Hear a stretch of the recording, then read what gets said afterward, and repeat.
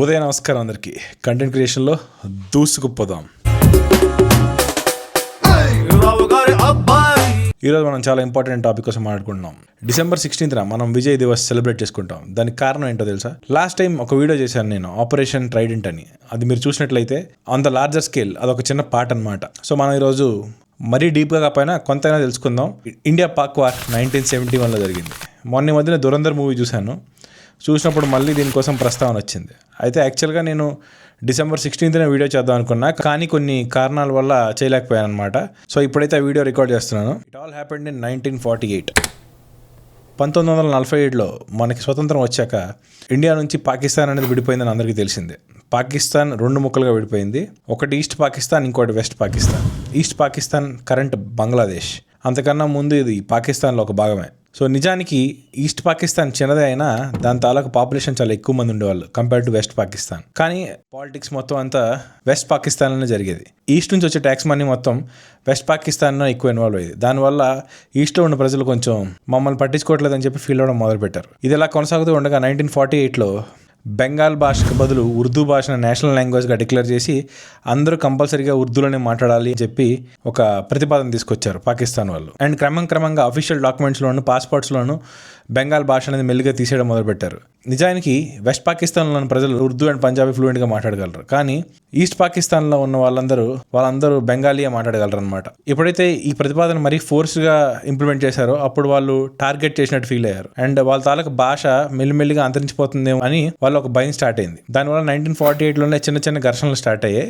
అయితే 1969లో ఇహ్యా ఖాన్, ఎవరైతే పాకిస్తానీ జనరల్ ఉన్నాడో, ఒక చిన్న ప్రతిపాదన తీసుకొచ్చాడు. దాని మూలంగా ఏంటంటే పాకిస్తాన్లో ఇక్కడ నుంచి జనరల్ ఎలక్షన్స్ జరుగుతాయి అని చెప్పి ఈస్ట్ అండ్ వెస్ట్ కూడా పార్టిసిపేట్ చేసుకోవడానికి సమాన హక్కు ఉంటుంది. ఎక్కువ ఈస్ట్ పాకిస్తాన్లో అంటే కరెంట్ బంగ్లాదేశ్లో ప్రజలు ఎక్కువ మంది ఉన్నారు కాబట్టి అక్కడ 4 సీట్స్ ఉంటాయి అన్నట్లు. 169 సీట్స్ మొత్తానికి అక్కడ ఉన్నాయన్నమాట. 1971లో ఎలక్షన్స్ అయ్యాయి. ఎలక్షన్స్ అవ్వగానే అక్కడికి అవామీ పార్టీకి చెందిన షేక్ ముజిబుర్ రెహమాన్ 167 సీట్స్లో గెలిచారనమాట. సో దీని మూలంగా ఏమవుతుందంటే యావత్ పాకిస్తాన్కి ఆయనే ప్రైమ్ మినిస్టర్ అవుతాడు. ఇది జీర్ణించుకోలేని వెస్ట్ పాకిస్తాన్ పొలిటీషియన్స్ ఎలక్షన్స్ని రద్దు చేశారనమాట. అప్పటికే ఆల్రెడీ బాగా కాలిపోయిన ఈస్ట్ పాకిస్తాన్ ప్రజలు ఒక్కసారి దానికి ప్రతీకార చర్యగా చాలా రైట్స్, ప్రొటెస్ట్ ఇట్లాంటివి స్టార్ట్ అయ్యాయి. దీన్ని కంట్రోల్ చేయడానికి 1971లో పాకిస్తాన్ ఒక బ్రూటల్ ఆపరేషన్ స్టార్ట్ చేసింది. దాని పేరే ఆపరేషన్ సర్చ్ లైట్. దీంట్లో కనబడిన వాళ్ళు కనబడినట్టు చంపేయటం, చిన్నపిల్లలు, ముసలి వాళ్ళు, ఆడవాళ్ళు అని చూడకుండా నెక్స్ట్ చాలా సెక్సువల్ వైలెన్స్ క్రైమ్స్ కూడా జరిగాయి అన్నమాట. దాని కారణంగా నార్త్ ఈస్ట్ ఇండియాలో 7 సిస్టర్స్గా పిలిచే అరుణాచల్ ప్రదేశ్, అస్సాం, మణిపూర్, మేఘాలయ, మిజోరాం, నాగాలాండ్ అండ్ త్రిపుర వీటికి విపరీతంగా తండోపతండాలుగా జనాలు రావడం మొదలుపెట్టారు. దానివల్ల సడన్గా 10 మిలియన్ పాపులేషన్ అమాంతంగా పెరిగిపోయింది. కానీ మన వాళ్ళు అతిథి దేవోభవ కదా, దానివల్ల ఏంటంటే ఆ రిఫ్యూజెస్కి వాళ్ళకి తోచినంత సాయం చేశారు. కాకపోతే రోజుకి పాపులేషన్ పెరిగిపోతూ వచ్చింది. అండ్ అప్పటికే మన తాలూకు ఎకనామీ అంతంత మాత్రం, మనమే స్టేబుల్గా లేం. ఇండిపెండెన్స్ వచ్చి జస్ట్ మనకు ఒక 30 years కూడా కావట్లేదు అనమాట. పాటు అక్కడ సెక్యూరిటీ ప్రాబ్లమ్స్ ఇట్లాంటివన్నీ రావడం మొదలుపెట్టాయి. అప్పుడు కరెంట్ ప్రైమ్ మినిస్టర్ అయిన ఇందిరాగాంధీ గారికి ఇది కొంచెం తలనొప్పిగానే మారింది. సో ఈ ఆపరేషన్ సెర్చ్ లైట్ అనేది మేలో స్టార్ట్ అయిందనమాట. తర్వాత ఏప్రిల్లో ప్రైమ్ మినిస్టర్ ఒక సమావేశం పెట్టి తన మినిస్టర్లందరినీ పిలిచి, and including our general at the time India's first field marshal అయిన శ్యామ్ బహదూర్ మానిక్ షాని పిలిచి అడిగింది, we have to crack down Pakistan అని చెప్పి. ఆయన అన్నాడు, ఇప్పుడు మాన్సూన్ స్టార్ట్ అవుతుంది, మాన్సూన్లో బెంగాల్ దగ్గర ఏరియాస్ ఏవైతే ఉన్నాయో మార్షల్ ల్యాండ్స్ ఉంటాయి, చాలా వరకు రిసోర్సెస్ వేస్ట్ అవుతాయి. అట్ ద సేమ్ టైం మనకి చుట్టుపక్కల అందరూ శత్రువులే కదా, ఒక పక్కన పాకిస్తాన్, ఒక పక్కన చైనా, ఈస్ట్ పాకిస్తాన్తో కూడా ఇబ్బంది అయితే మనకి 3 front అటాక్ అవుతుందని. చైనా మన మీద అటాక్ అవ్వకుండా ఉండాలి అంటే ఇంకొంచెం వింటర్ అయింది అనుకోండి, కొన్ని హిమాలయన్ పాసెస్లో కొన్ని ఏరియాస్ వదిలేస్తాం కదా, ఆ ట్రూప్స్ని కూడా తీసుకొచ్చి ఈ వార్లో ఇన్వాల్వ్ చేయొచ్చు అని చెప్పి కొంత టైం ఇవ్వమని చెప్పారనమాట. సో బేసిక్గా ఆయన ఏం చెప్పారంటే, నేను 100% విక్టరీ ఇస్తాను, కాకపోతే నా టర్మ్స్ మీద అవ్వాలి ఈ వార్ అన్నది, మనకు కొంచెం స్ట్రాటజీ అయితే అవసరం అని చెప్పి. సో వెంటనే స్టాక్ పైలింగ్ ఆఫ్ వెపన్స్ అవన్నీ ప్యారలల్ గా జరుగుతున్నాయి. ఇలా జరుగుతూ ఉండగా ఇంకొక పక్క ఏంటంటే మన వాళ్ళు డిప్లొమాటిక్ రిలేషన్స్ ఏవైతే ఉన్నాయో అవి స్టార్ట్ చేశారు. అన్ని కంట్రీస్కి వెళ్ళి పాకిస్తాన్ని ఎండగట్టడం లాంటి ప్రయత్నాలు చేస్తున్నారు. కాకపోతే ఎంతవరకు అది మంచి రిజల్ట్స్ అయితే ఇవ్వలేకపోయింది. యుఎస్ ఫుల్ గా పాకిస్తాన్ సపోర్ట్ చేస్తుంది కాబట్టి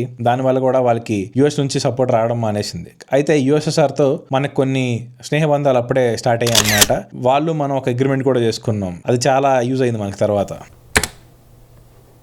ద ఇండియన్ బ్లిట్జ్ క్రీగ్ అనే పదాన్ని మీరు ఎప్పుడు వినే ఉంటారు. ఒకవేళ వినకపోతే ఇది హిట్లర్ స్టార్ట్ చేసింది అనమాట. హిట్లర్ ఏం చేసేవాడంటే తన తాలూకా వార్ కన్వెన్షనల్ గా ఉండేది కాదు, అప్పటి వరకు ఉండే నామ్స్ అన్ని బ్రేక్ చేస్తున్నట్టు ఉండేది. తన దగ్గర ఉన్న ట్యాంకర్స్, జనరల్ గా ట్యాంకర్స్ చాలా పెద్దగా ఉంటాయి. జర్మన్ ట్యాంకర్స్ ఏవైతే ఉన్నాయో వాటిని ప్యాన్జర్స్ అంటారు. అవి రిలేటివ్ గా చిన్నవి. ఇక్కడ ఉన్న యుద్ధంలో అడవుల నుంచి చొచ్చుకుపోవడానికి చిన్న ట్యాంకర్లే వాడేవారు, కానీ చాలా ఫాస్ట్ గా అనమాట. సో ఒక పక్క నుంచి ప్యాన్జర్స్, ఇంకో పక్క నుంచి ఇన్ఫెంట్రీ అండ్ పై నుంచి ఎయిర్ ఫోర్స్ ఒకేసారి దాడి చేస్తూ మెరుపు వేగంతో యుద్ధాన్ని స్టార్ట్ చేసి ఫినిష్ చేసేవాళ్ళు. దీన్నే బ్లిట్జ్ క్రీగ్ అంటారు. అలాంటి same kind of war strategy India కూడా మొదలు పెట్టింది. సో బంగ్లాదేశ్ లో ఎవరైతే రెబల్స్ ఉన్నారో మనం ట్రైన్ చేయడం మొదలు పెట్టాం అనమాట. కావాల్సిన logistical support, weapons and training మన ఇండియన్ ఆర్మీనే ఇచ్చి వాళ్ళతో పాటు ఫైట్ చేయడానికి పంపించింది. ఒక పక్కన వెపన్స్ స్టాక్ పైల్ చేసుకున్నాం, మన వార్ స్ట్రాటజీ క్లియర్ గా ఉంది, అండ్ రెబల్ ఆర్మీని మనం ట్రైన్ చేసి పక్కన పెట్టుకున్నాం అనమాట. దాని పేరే ముక్తి బాహిని. ఇలా ఉండగా December 3rd తెలుసు కదా, మన ఆల్రెడీ ఆపరేషన్ ట్రైడెంట్ లో ఆ వీడియోలో చెప్పాను ఏం జరిగిందో. ఒకవేళ మీరు చూడకపోతే ఒకసారి చూసేయండి. December 3rd పాకిస్తాన్ వాళ్ళు ఇదంతా చూసి ఇంకా లేట్ చేస్తే ఇండియా దాన్ని అటాక్ చేస్తుందేమో అని చెప్పి భయపడి ముందుగానే వాళ్ళే ఒక అటాక్ స్టార్ట్ చేశారనమాట. దాన్ని ఆపరేషన్ చెంగిస్ ఖాన్ అని అంటారు. ఆపరేషన్ చెంగిస్ ఖాన్ కి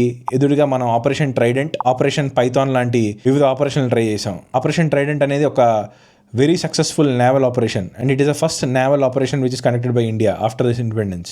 దాంతో మనం సక్సెస్ అయ్యాం అనమాట. సో మొత్తానికి ఇలాంటి ఆపరేషన్స్ చేసి ఆల్రెడీ ఒక పక్క వాళ్ళని గాయపరిచింది అనమాట, ఇంకో పక్క లీప్ ఫ్రాగింగ్ చేసాం అనమాట. సో చెప్పా కదా బ్లిట్జ్ క్రీగ్ లోగా air force, infantry and tankers వాడినట్లు. సో ఎయిర్ ఫోర్స్ వాడి మ్యాగ్నా అనే ఒక రివర్ ఉందన్నమాట. పాకిస్తాన్ వాళ్ళందరూ ఏం చేస్తున్నారంటే మనం ఆ బ్రిడ్జ్ ని క్రాస్ చేస్తాం, ఆ రివర్ బ్రిడ్జ్ అని చెప్పి instead of that air lift చేసి ఇంచుమించు 800 మంది పారాట్రూపర్లని తీసి ఎనిమీ లైన్స్ దాటి తంగేల్లో వాళ్ళని డ్రాప్ చేశారనమాట. వాళ్ళు యాంటిసిపేట్ చేయలేని అటాక్ మనం ఇచ్చాం. మన సోల్జర్స్ ఈజీగా ఆ ప్లేస్ ని సీజ్ చేయగలిగారు. ఫోర్ట్రెస్ లాగా ఉండే టౌన్స్ ఏవైతే ఉన్నాయో, అంటే బాగా కట్టబడిన టౌన్స్, ఫుల్ గా సెక్యూరిటీ ఉండే టౌన్స్ మీద అటాక్ చేయకుండా దాని నుంచి బైపాస్ చేసుకుంటూ మన వాళ్ళు మెయిన్ సిటీ ఢాకా దాని మీద అటాక్ ని ఫుల్ గా ముమ్మరం చేశారనమాట. ఇక నెక్స్ట్ భాగం వచ్చేసి ద సైకలాజికల్ కూప్ డిగ్రేస్. ఎంత చేస్తున్నా సరే స్టిల్ ఈస్ట్ పాకిస్తాన్ లో ఉన్న పాకిస్తాన్ తాలూకా గవర్నర్ ఎవరైతే ఉన్నారో వాళ్ళకి ఇంకా హోప్స్ ఉన్నాయి. యూఎస్ గానీ చైనా గానీ వచ్చి వాళ్ళని సేవ్ చేస్తుందని చెప్పి ఢాకాలో ఉన్న గవర్నర్ హౌస్ లో ఒక సీక్రెట్ మీటింగ్ అనేది కనెక్ట్ చేశారు. ఇది మన ఇంటెలిజెన్స్ ద్వారా మనకి ఒక ఇన్ఫర్మేషన్ అందింది. దానివల్ల వింగ్ కమాండర్ MS బావా MiG-21 తో ఒక ప్రిసిషన్ స్ట్రైక్ చేశారు. దానివల్ల just roof of the governor ఇల్లు పేలిపోయింది అనమాట.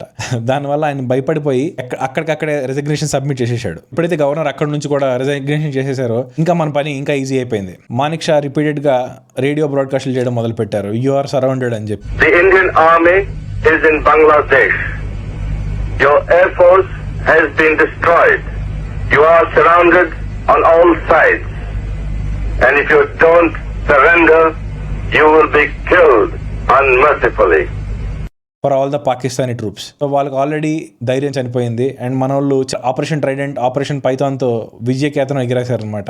ఇదే కాకుండా మన వాళ్ళు MI-4 విమానాలు వాడి మ్యాగ్నా రివర్ని క్రాస్ చేయడం, తర్వాత తంగైల్లో పారాట్రూపర్స్ని డ్రాప్ చేయడం, ఇట్లాంటి రకరకాల పనులు స్టార్ట్ చేశారు. మన మోరల్ హైలో ఉందన్నమాట. దీంతో గవర్నర్ ఇంటి పైన రూఫ్ లేకపోవడం వల్ల వాళ్ళు భయపడి సరెండర్ అయిపోయారు అనమాట. సో ఇది ఇలా ఉండగా యుఎస్ ఏం చేసిందో తెలుసా?